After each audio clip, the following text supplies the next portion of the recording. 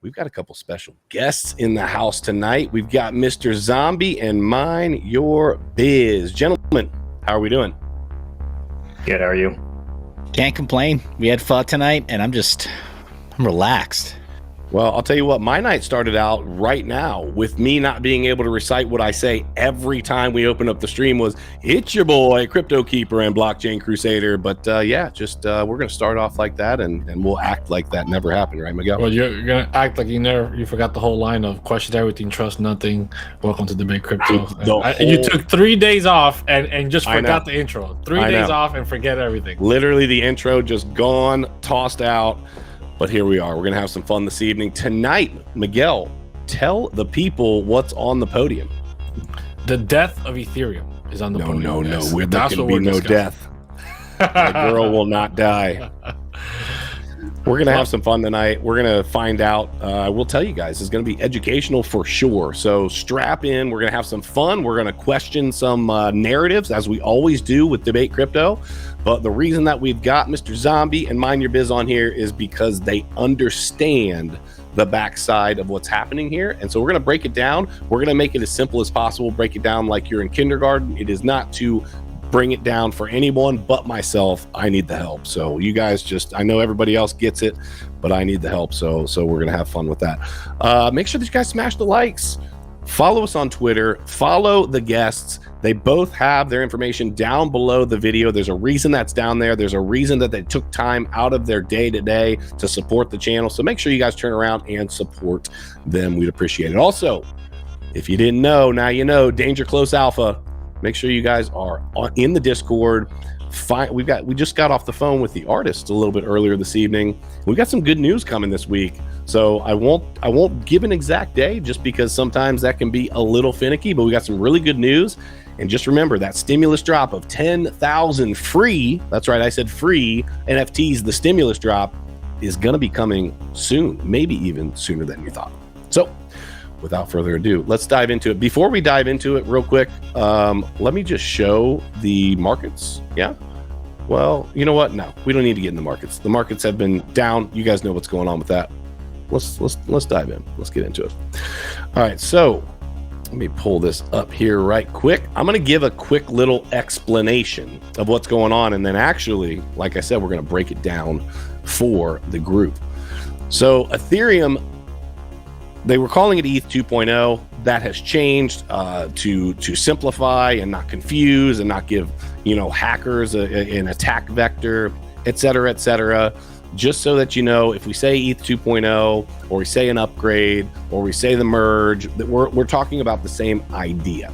So we're going to go through this image here in just a minute, but before we do, just want to kind of show you what this looks like as a step-by-step roadmap for the development and delivery of ETH 2.0.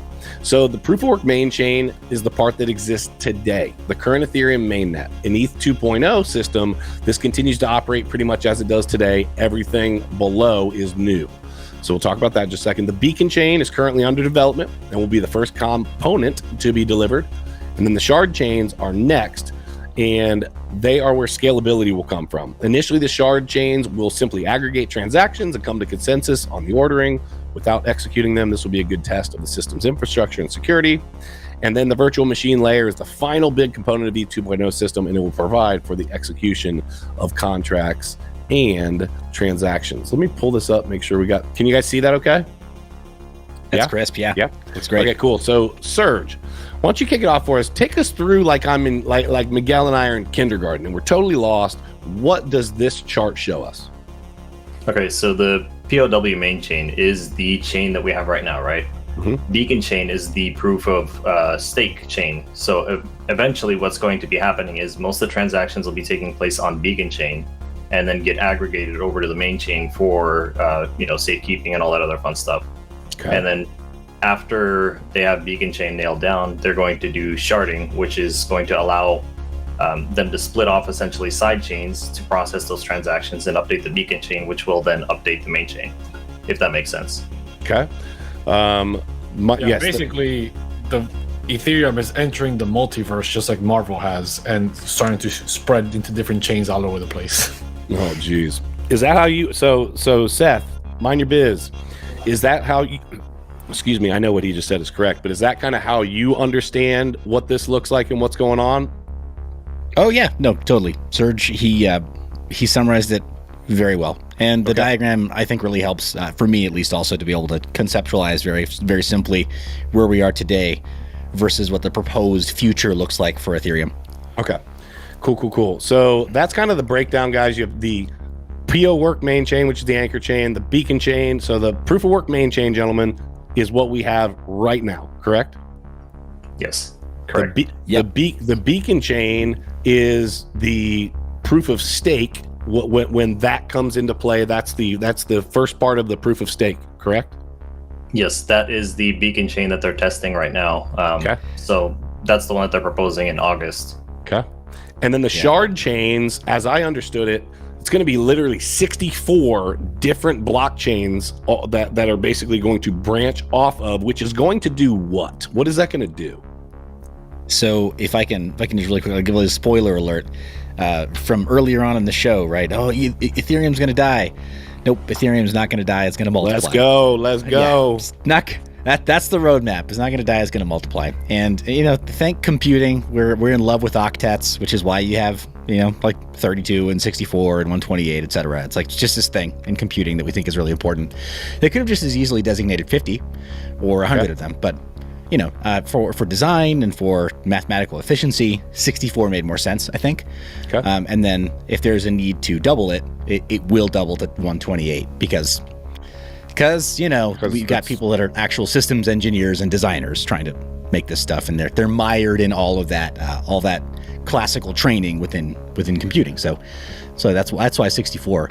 But yeah, sharding proposes to be a year from now, 18 months from now, 2 years from now, possibly outside max, or maybe even longer, depending on how long it takes for Beacon Chain to fully show its stability. Okay. It promises to be at that point what current sidechain scaling solutions like Avalanche with its subnets and Polygon with its supernets are already delivering today. Okay, so that's where the death comes, right? Is Ethereum being left behind in the dust? Are they going to become the Sears and Toys R Us of the blockchains and be left behind because there's other companies coming in a lot hotter, a lot faster?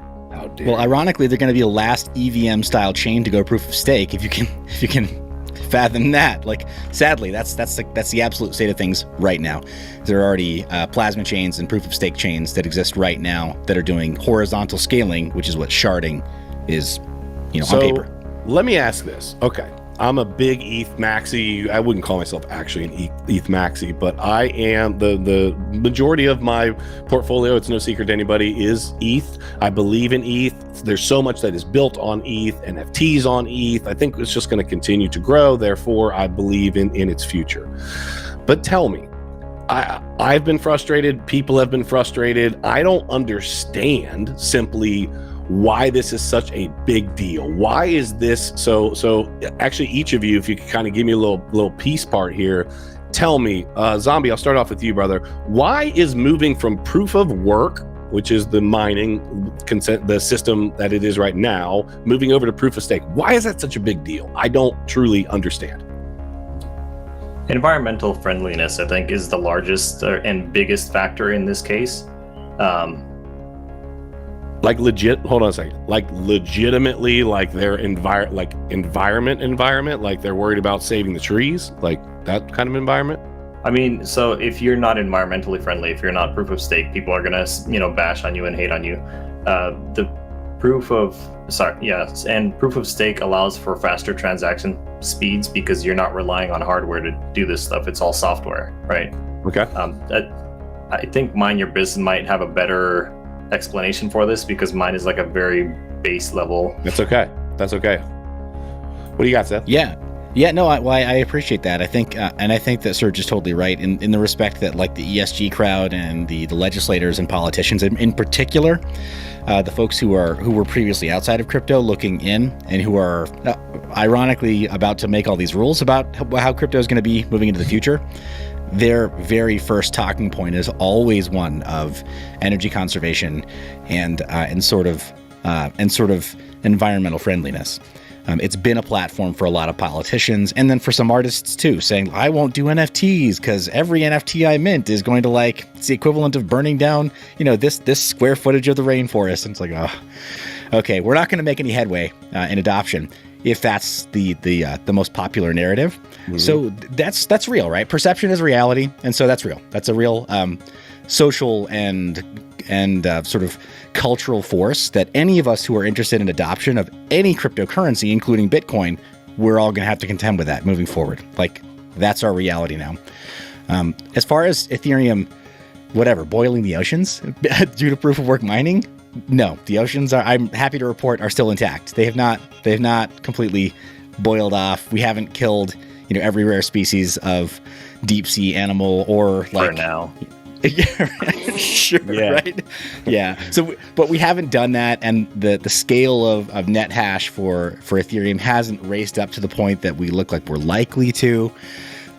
So for my part, I'm doubtful that we're going to have that particular problem. I think we have other problems that we run into before. We have a genuine sort of ecological problem that can be directly attributed to crypto, and I think we're already seeing that in the scale wars. We've been seeing that. Ethereum doesn't scale with its current paradigm, but it's not entirely owing to proof of work. Proof of work has some inefficiencies, but blockchains in general have some inefficiencies if you want them to be fully permissionless, decentralized, and censorship resistant. If you want them to be fully permissionless, decentralized, and censorship resistant, then it's an append-only database. Right? What do you mean by that? It means that you can't delete, you can't edit in the previous history, you can only add. Okay. That's what a blockchain is. Yep. And so that being the case, we need confirmations. And those confirmations need to be rigorously contended between parties that do not agree with each other or like each other. Okay. That makes sense there? Yeah. So proof of work has helped to fill that requirement because it's all right, this is contentious. Instead of there being, you often hear it called, they're all doing complex math problems to help write new blocks. Now, technically, they're doing complex mathematical guesses to guess what the nonce is, to guess what the correct number is, the correct solution that's to a math problem somebody else did. I'm splitting hairs, but yeah. But that's why everybody mines, and why pooled mining is so powerful and all the rest. But it fits the requirement because you can fire up a mining rig in Iran. Okay. Nobody can tell you not to. You can fire up a mining rig in Cuba. Nobody can tell you not to. You can fire up a mining rig right in Washington, D.C. in a senator's office. And if they can't detect that you did it, they can't stop you, right? You can mine from anywhere. And political affiliation doesn't matter. Personal, political preference or worldview, immaterial. The network just does not care. Yeah. It just takes your input and it uses it to form consensus. So yeah, proof of work is not actually the slowest part of that. Even using a narrowly defined quorum of proof of stake validators still takes time to achieve consensus. And if you want it to be as permissionless as possible and as censorship resistant as possible, then it's a feature for that to be a little bit contentious and for anybody to participate, but especially people who do not agree with each other on any other world topic, mm-hmm. or have any incentive to help each other in any other way. Gotcha. So, yeah, so that's why blockchains just take time. There are hard limits to what certain kinds of blockchains can write to an append-only ledger, whether they're proof of stake or proof of work. No, that was greatly explained. Miguel, when you see the ETH 2.0, you see a lot of the hype, you see the problems, we see all of these news headlines. The first thing that Serge said, the first thing that Zombie said was to save the world, right? To save the trees, to save the oceans, whatever the case may be. And a lot of you that follow us for any amount of time know that we're being a little bit sarcastic, but the answer was real. That was a real answer. What do you feel, Miguel? Is this another narrative that we're seeing, or are we actually trying to make a change here? So it's a little bit of both, and I do agree, right? So it's a little bit of both. We saw what happened with the FUD last year with Bitcoin, and that Bitcoin was destroying the environment, and then slowly they kind of eased off of that and started taking back that that's not really true, and that Bitcoin is actually using a lot more greener energy, and incentivizing the companies to go green and be the more conservative energy wise for the miners. That way you make more money, so it helps. But so there's nothing wrong with that. Being green and helping the environment is great, but I think the biggest push for proof of stake is not because of that. I think the biggest push for proof of stake is because there is this narrative, there's this mentality that people think once we go into proof of stake, gas fees for Ethereum are going to disappear, and we're going to go into like the pennies, right? And that's not real. That's not going to happen. But everyone's thinking Ethereum 2.0, proof of stake, goodbye gas fees.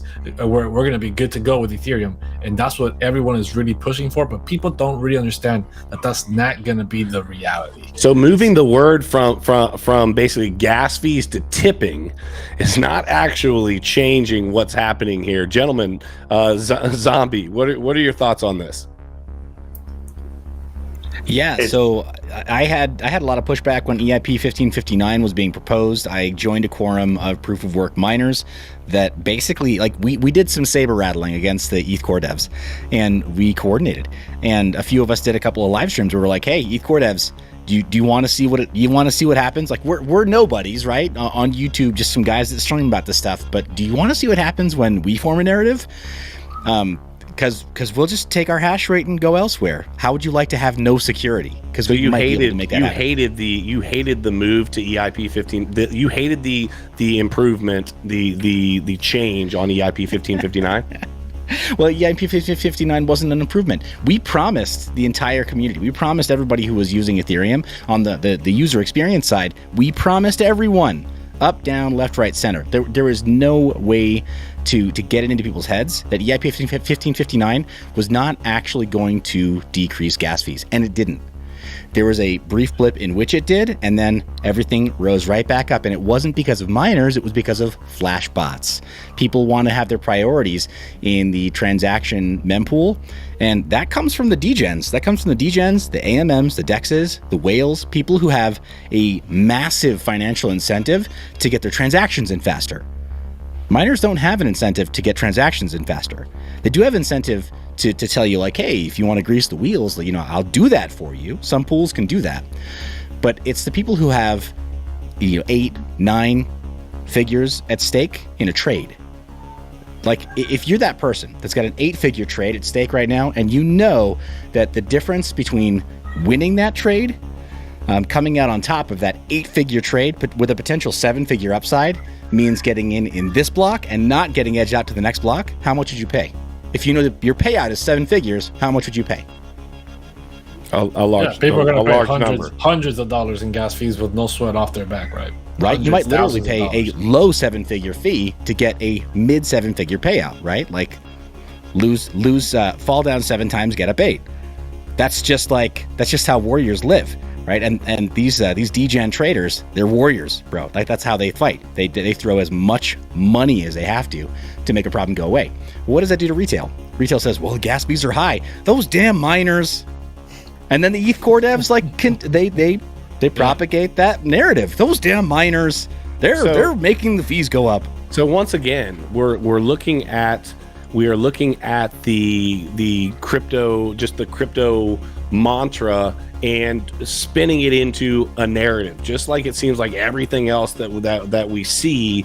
It's like, hey, what kind of a headline can we pull off of this? Because what we really want to happen is this. So with that being said, Serge, do you think that this move to proof of stake is a good move? And if so, why?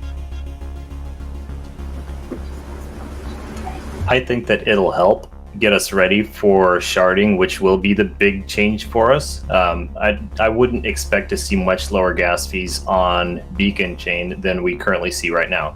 What we should be doing is pushing on developers and these NFT collections and these people that are designing these smart contracts to make them more efficient. There are ways to reduce gas fees within those contracts themselves. Whether we design Can you give me an example? Look at ERC 721, right? The ERC 721A contract is cheaper for minting. And then I mentioned somebody before to you guys that took that 721A contract and then further refined it, making the NFT mints on mint day between $10 to $15 when the next closest project was charged. I think it was like 30 to 40 in gas at the same time. So you can refine these smart contracts even further. And that's, I think, where the community should be directing their anger, not at the Ethereum devs, because that's like, I can't think of a great comparison right now, but that's like being mad at the wrong person, right? They've established Ethereum, and these contracts that are not efficient are the ones to blame for these gas fees, because they're doing multiple transactions in one transaction when you mint or when you transfer tokens or whatever else. And that's all adding to the load for the miners, who then, you know, have to charge more because they are processing more transactions at that point. That makes and a lot guys, of sense. I just want to clarify for everybody, when he means refining, he means cleaning up the code, right? He means making the code more efficient to work better. Think of it the same way as when the first cars were made, they didn't get very far, right? They weren't very efficient with gas. The engines got better, they were more efficient. Cars can travel a lot farther now before having to refuel their entire tank. That's the same exact concept with these smart contracts. The code itself, a lot of stuff looks amazing on the outside, but when you start digging in, it's duct tape and patches and rubber ducks and all kinds of stuff and paper clips holding these smart contracts together and making things happen. But just most people don't see the behind the scenes. Seth, you're right. That first generation of automobiles wasn't very good with gas because they were all electric. And the second generation was even worse with gas because they were literally designed to run on waste vegetable oil. But wrong night. I know. Got to come back another night. You got to come back on Wednesday. We got to come back on Wednesday for that Wednesday conversation. I was gonna say, it's like when you're going camping and you pack way too much stuff, right? And then you're bringing stuff back. Like, that's the same concept with these smart contracts. Is they're processing too many transactions instead of optimizing the way that they do that, and it's just too much luggage to, you know, move around, and at that point you're wasting gas. Seth, I see you shaking your head, smiling. Do you agree with kind of what's being said here, or do you kind of have a different view on it? Nah, man, zombies preaching. I am nodding. I'm, you know, keep it going, because you're right. Unoptimized code causes way more damage than miners and the Ethereum core devs themselves, though I do think they're their own worst enemies in a lot of cases. So it's a lack of understanding is what it is, because if you asked me, as long as I've been in crypto, hey, what's actually causing the issues and who's to blame, I genuinely, to be fair, would not have been able to give you a good explanation for that. So I love the fact that you guys were able to dumb that down for me and just make it simple, like, hey, here's what it is, and here's one of the problems. Miguel, you're about to chime in? Yeah, what I was gonna say is where this conversation needs to go is, where does this put Ethereum compared to the rest of the cryptos that are out there already, that are seeing what Ethereum, because Ethereum was built with a foundational problem of scaling, right? So it's hard for when you have a house with a problem in the foundation, right, that people live inside this house and people need to keep coming and going out of this house, for you to suspend this house, fix the foundation, and still have people coming in and out.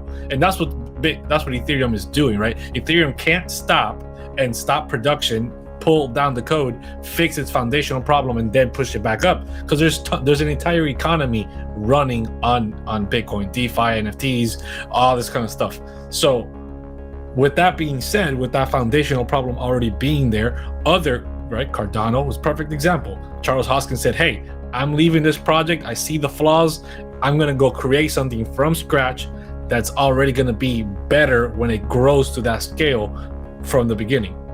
Other crypto projects have done that plus way more, way quicker than Ethereum has, because they're learning from the mistakes that have already been made. So the question is, will Ethereum be able to keep up and not suppress, but conquer these problems quick enough before the rest of the competition catches up and maybe even surpasses Ethereum? Because how much longer are we going to live in this world of, just because it's ETH, we're just going to have to deal with that when there's better products lining up? And we all know that 99% crash is going to happen, and cryptos, the majority of them are going to disappear, just like the .com era. So is Ethereum going to be one of those that were great in its time, but didn't survive. Before you guys answer that, just real quick, just a reminder, guys, make sure that you smash the likes. We got like 50 people in here. Thank you guys for being here. We love you guys. We thank you for spending your Saturday evening with us. Make sure that you follow Mind Your Biz and Mr. Zombie here. Their information is down below the video. Do that. You're supporting the community. And then as always, jump in, check out Danger Close Alpha, jump into our Discord. We got some big info coming out this week. We got some stuff going on with the artist that is freaking fantastic, and we are excited to announce. All right, so Seth, why don't you answer Miguel's question. What's this look like? Where's this headed?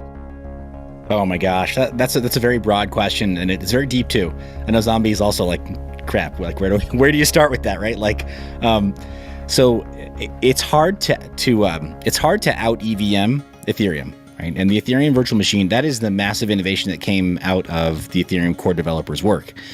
And if we see nothing else from this most recent market cycle, in my mind, I think that was one of the biggest takeaways, is that even though you had competing smart contract standards that were being proposed by certain like other entrants like Polkadot and like Cosmos Hub with the IBC ecosystem and like Solana, there have been some very clear problems too in these ecosystems. Like, they haven't had the amount of stability that Ethereum has largely shown during that time. Ethereum has had its problems, right? It had its CryptoKitties moment, which like just a very, very unoptimized smart contract, like Zombie was saying. That's all it took. The core devs didn't do that. The miners didn't do that. The users sure as heck didn't ask for those gas fees. So that stuff just happens, and Ethereum is not the only one that is subject to these problems. An abusive smart contract is what ran Solana's its Italian tune-up right a few months ago, when it hit like 400,000 transactions per second briefly, and then had to restart its validator network. Just like, redlining. For anybody who's not familiar with what an Italian tune-up is, throw some petroleum distillates in your gas and gun it through the countryside. But that's what happened to Solana. Like, we don't know how some of the stuff is going to work until it's really under stress. And Ethereum it's got more mileage with higher stress than any of these other smart contract networks. So I think this last run has kind of showed us that it's such a good idea that it's probably worth copying. So you got Binance Smart Chain, which immediately vampire attacked DeFi and took, at its peak, I think it topped like 25% of TVL for DeFi at its peak. What do you mean by a vampire attack? Sucked the money out of it. Yeah, it latched on and was like, "Hi, no, if you loved using Uniswap during DeFi Summer 1, then check this out, right? DeFi Summer 2, EVM sidechain Boogaloo. Like, we can do it too. Like, check out what our chain does. It's a lot like Ethereum." And so you had the degen saying like, "Oh yeah, I just use MetaMask. I just change the RPC. I use MetaMask. Can find coin pairs. They've ported over some USDT and works the way I'm used to. This pancake swap thing isn't half bad." The exact same thing. Yeah, exactly. Sucked right off the idea and said, "Hey, thank you very much. That'll feed what I need too." Yes. So Avalanche did that. Polygon did that, and then some much smaller plays did that too. Just, random groups like Energy and others that use the same ecosystem. And so all of the smart contracts written in Solidity, the ERC standards of ERC 20, 721, 1155, some of these lesser used standards that are still very useful, fully portable. You can take your code, bring it over to their networks, and have lower fees. So I think this last run-up has showed us Ethereum is, at least the EVM, it's not perfect, but it's really good. Like, it's really useful. So it's going to be hard to dethrone those standards that Ethereum has had in production for years now. And Solana's trying, and Polkadot's trying, and Cosmos Hub with IBC, they're trying. But, bro, I looked at a GitHub repo for IBC, for the Cosmos Hub ecosystem, their whole interchain ecosystem for NFTs. They're not ready. I mean, I'm seeing pull requests that are like from a couple weeks ago talking about new NFT standards. And it's like, dude, people want NFTs now. They want marketplaces now. They want all this stuff to be in production and like production ready. So we're not worrying about like, IP attribution and setting up proper multi-sigs and having there be, split royalty contracts. And that kind of stuff is trivial in Ethereum. It's been handled for years. There's not a question mark around that stuff in Ethereum. So at the end of the day, essentially what you're saying is Ethereum works. It does what it's supposed to do, but the majority of us don't truly understand what's happening. So the things that we're complaining about are actually not have anything to do with ETH. It's more, hey, it's the people that are using ETH. It's literally the driver behind the wheel of the car. It's like going into the dealership and saying, hey, this thing's brake sucks. And it's like, well, how have you been driving it? Well, I go from 0 to 60 and 60 to 0 every time I start the vehicle and get in, every single time. We're not effectively utilizing the network. But Miguel said something earlier, and I want to hear your take on this, Serge. Miguel said that ETH has a fundamental problem with scaling. It was set up that way. That's a reality, as Miguel put it. Is there an answer to this? And B, is this a reality, or is this kind of the same thing where people don't genuinely understand how to utilize it correctly to be able to get what they should be getting out of it? So I think that both ETH is used incorrectly, and yes, it does have a scaling issue. So with all of the random, am I allowed to say coins and just random NFT projects, that's an insane amount of transactions going on the Ethereum chain. If you took those out of rotation, that would fix 90% of Ethereum's gas problems, maybe even more than 90%. I was going to jump in on the comparison that you made of going 0 to 60 and then 60 to 0. Yeah, I get it. This is like going 0 to 60 and 60 to 0 with a car that is way past its max capacity and weight. We're dragging all of these coins and stupid, useless NFT projects and anything else that anybody can think up of on these outdated, like ERC 721 contracts, right? And if these were like on the ERC, what is it, 1155, the containers? 1155, yeah, that's what I thought. I just didn't want to mess it up. If we were using the more optimized contracts, or even like came up with new contracts for the ERC 20 standard that are more efficient, that would cut down on the gas fees and the issues that we're having here and seeing here today. And I forgot what your original question was. No, I was just asking about the scale. You answered it. I was asking about scaling, and then just basically like what this looks like. So Miguel, I see you getting ready to go ahead. No, so my question is, right, so that's a great point, and I agree with both of you guys on that, right? If we do cut off some of this garbage, right, if we do optimize this stuff, it would be better. So why doesn't Ethereum put in a barrier to entry on the contracts that are being submitted onto the blockchain, right? Why is like, hey, here's the stamp of approval, here's the standard, right? It's got to be this or better. If not, like kind of like Apple, right? When you submit your app into the Apple Store, Apple looks at it, says, hey, this doesn't meet the standards, out of here, right? And if it does, then you got approved. I want to jump in first because mineyour.biz looks like he's got a really good answer for it.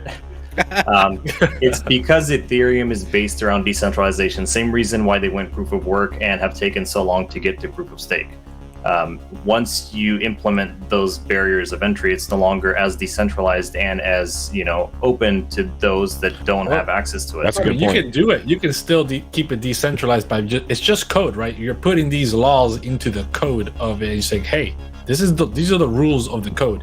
If the code doesn't match this or better, the code is not going right. We have ways to program code to look at other code, and that's what these standards are for. So initially, like NFTs, they were proposed under the token standard of, let's say, ERC 20 tokens, and then they realized that it would be better if they made its own standards so that those images or these NFTs, as they call them now, would all abide to the same standards. So if we were to improve the standard of ERC 20 or ERC 721, then everybody would be essentially forced to use that, because places like Uniswap would not support the old ERC 20 token, if that makes sense. You'd be able to migrate them to the new standard, etc. Yeah, and there's already a bit of a natural disincentive to writing junk contracts, and that is the gas fee system. It's really that simple. If you're a commercial failure on the Ethereum network, retail leaves you alone, you die. end of your project. So like on that note, like you can look at really high fees on Ethereum as potentially like a great feature. But it's only when Ethereum and the gas fees get really, really high, too high for our comfort in whatever market we live in, right? Like, let's just say, gosh, think of a nice in-between place to live. Like you live on a flyover state, right, where you can still buy a home for less than $100,000. Like your cost of living is such that you get forced to pay $150 for a transaction. It's obviously ridiculous. One of the things that I have a problem with about people complaining about the gas fees so much. Now, let me put a caveat here. What I'm about to say doesn't work if you're trying to get in and mint an NFT right now. This doesn't work if you have to do whatever it is you have to do right now. But part of my problem is on just a regular basis. Yeah, it sucks not to be able to do something right this second. But if it's something that's not of like utter importance, Miguel, I think, has talked about this once before, but you can utilize the network at different times. I know that a lot of times we will do either late at night or like really early in the morning, and literally the gas fee at night at 7 p.m. Eastern will be $154, and then super late that night or early in the morning it's like $6. So there is an opportunity where it's not always like that, I guess is what I'm saying. And you can jump on, maybe one of you two guys knows the site. There's a site where it looks like a train, and it keeps basically showing all of the blocks getting filled up, and it shows all of the transactions, and then boom, a block's filled, and then the train takes off. You can see how busy the network is. Have you guys seen this?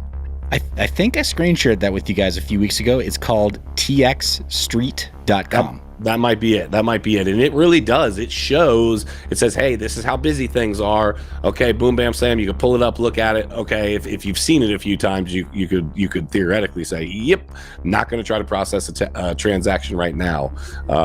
It's pretty cool. I actually could pull it up. I'm going to show you guys real quick. So check this out. Maybe, hold on. What I like about it also, while you're pulling that up, is that you can do a direct comparison to a couple of other networks as well. It only supports Bitcoin, but L1 Bitcoin, and then Monero as well, which is hilarious because it's got this little visual representation of all the transactions, which is visualized like real data. It's literally like the little Cartman. It looks like South Park, and they're all click on one of those guys though. So But Nick, click on one of those. Yeah, click on a character. That's a real transaction on chain. See how it says the hash right there? Click on the hash. Yeah. So we're gonna go down the rabbit hole here.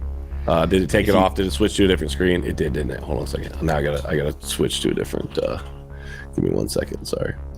And then I clicked on that, and it, of course, because of how I have it set up, I don't want to show my whole freaking. Here we go. Okay, boom. Now the transaction details. It says, sorry, we're unable to locate this transaction hash. So, but the idea that didn't work for that one for whatever reason is that if we go into any one of these, if we're in here and we're on here, you can click on these different transactions and say, okay, well, hey, why is one character bigger than the other? Right? Oh, because it's a unit. It's like, well, why is one? Is it the size of the transaction?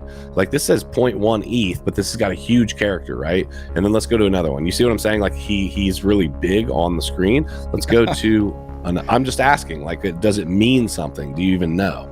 Oh, I'm sure that it does. I don't have their full like visual language mapped out. I don't know what that particular. Here's the. Look at this means. one.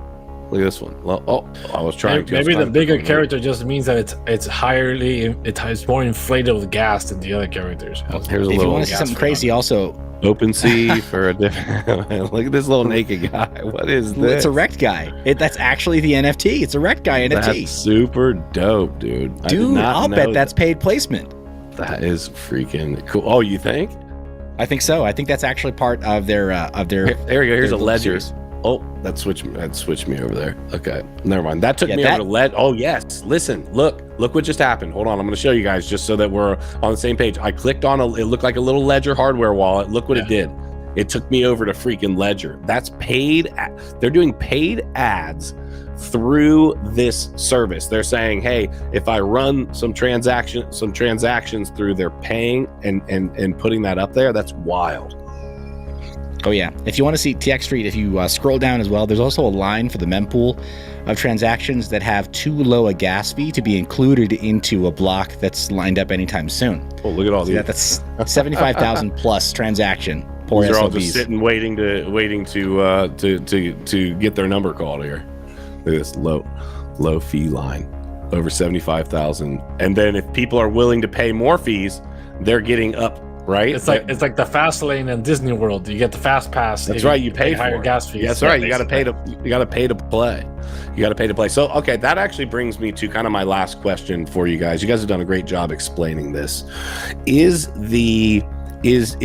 proof of stake where almost everything is headed? Let's say we have hiccups, we don't have hiccups, it goes perfect, it goes terribly. I think we all agree on here that ETH isn't going anywhere. Is long term is proof of stake, because I believe that proof of stake can be even more centralized than proof of work, because all I got to do is hold a whole bunch of ETH. Like I hold more ETH than Miguel does, for example, right now, right? Miguel holds more Bitcoin than I do, whatever the case may be. But the reality is, if we move to proof of stake, now I've got the ability to run more nodes than Miguel, which theoretically means I would have more power at a certain point. What I'm getting at is, and I'd love to hear what you guys' thoughts on this are, is this where everything is headed? Is everything moving over to proof of stake because it's the narrative of being environmentally friendly, or just the big dogs going to be utilizing that? And if so, like, does it make sense? Does it not make sense? Yeah, I think the current direction of the market and the most recent market cycle, the bull cycle, has shown that every new project that's launching it's been last cycle in the altcoin season of 2018, we saw 9 out of 10 new projects launching proof of work. This time around, as we're tapering into, off of altcoin season into what may be an extended bear or like finding bottom support for the market now, we're seeing 9 times out of 10 that new projects are launching with proof of stake models. And they're not using the Ethereum core devs model of Beacon Chain. I'll put it that way. Beacon Chain is probably the least forked EVM proof of stake chain. You're finding people copying BSC, Polygon, and Avalanche, but Polygon and Avalanche to a lesser extent, because they now have these programs where it's like basically it's like concierge blockchain services. Like they'll help you set up your blockchain using their tech and concierge blockchain services. Okay, yeah, got it. But that's going to be where the next few. I think the next trend is going to be a lot of these projects say like, look, we've got all these validators, we know how to do it. Just pay us an ongoing block subsidy forever, and right. and we'll set up your blockchain for you. That's right. Serge, is this where we're headed? Do you think it's a good thing, bad thing? What do you think? I think he pretty much nailed it. We'll see. The future's an interesting place. Yeah, I think that's a really good way of putting it, because let's be fair. Everyone has seen what the narratives that we see in the news, but then how does it actually play out? Solana gets absolutely tore up because they're having issues, or things are going down, or this, that, or the third. That doesn't necessarily mean, now I'm not a big Solana fan for sure. You guys know I love my ETH, but that doesn't necessarily mean that Solana is not going to make it, right? It just means that we have a lot more to see as the future presses forward. We also have to figure out, hey, who's actually making the decisions, like Miguel says, like the puppet masters in the background, who's actually pulling the strings here. Miguel, when you say that, it's not a joke. I want to tell you guys, I was in an airport the other day and just got back from Charlotte, was down in Charlotte for a few days, and I was sitting next to I'll kind of close it up with this. I was sitting next to a high profile banker, and I jokingly said to him, "So you want to know now or later that I'm a crypto influencer?" He kind of chuckled and he was like, "Well, talk to me about that." So to make it quick, we had a really, good conversation, and I was actually really surprised at what he admitted openly to me. He openly admitted that he said, "Listen, the only reason that the banks talk trash about crypto, including my own bank," I won't even throw him out under the bus because he was such a nice guy, but including my own bank, Wells Fargo, we are scared of what crypto represents. It does take the ball somewhat out of our court. So what are we doing to change that? Because that's where the conversation went. I said, wait a minute though, you're not going to allow the ball to be taken out of your court. He said, no, we're not. He said, if you actually really look, he said, I, as a person that works for Wells Fargo, I'm not even allowed to touch crypto. Like, I'm physically not able to touch crypto. And I was like, are you serious? He said, no, but dive in deeper into what Wells Fargo is invested in. And guess what? Almost everything they're getting into right now is technology and blockchain related. And that should tell you something. We know this is where it's headed, but we want to do as much as we can to push back. And that's where I feel like I have the big problem with this, is that it's so much narrative driven. We know where the future is. We know where we're headed, but let's continue to push back because this could be dangerous for us. That should tell you what this is all about. And it actually wraps into ETH moving over. Yes, dollars and cents, Satoshis, whatever denomination you want to put on this. I thought you were an Maxi. Gwei. Thank you, Zombie. Appreciate you pointing that out. Yeah, that's what it comes down to. It's like, hey, where am I making the money? How does that look for me as an individual and then us as companies? And so I hope that we're able to hash that out. Okay, nice. Sorry, working on my dad jokes. My daughter turns 1 tomorrow, so everybody drop a happy birthday in the chat. You guys saw her coming in earlier. She always comes in and says hello. So excited about that. Had to drop a little dad joke. But yeah, Crypto Fam, we love you guys. First of all, Zombie, Mind Your Biz, thank you guys for coming on. We really appreciate you dropping some knowledge on us. Thank you guys. We will definitely have you on again. Seth, I know you're itching to come on for another What If Wednesday. I think you might have just touched on another topic, so we can chat about that as well. Just throwing it out there. But Crypto Fam, we love you guys. We appreciate you for being here on a Saturday night. We understand you could be anywhere, but you are here. Make sure you follow Zombie. Make sure you follow Mind Your Biz. Make sure you are in our Discord. Make sure you're following us all the Twitters. Make sure you like the stream. We appreciate the love. Just remember to question everything.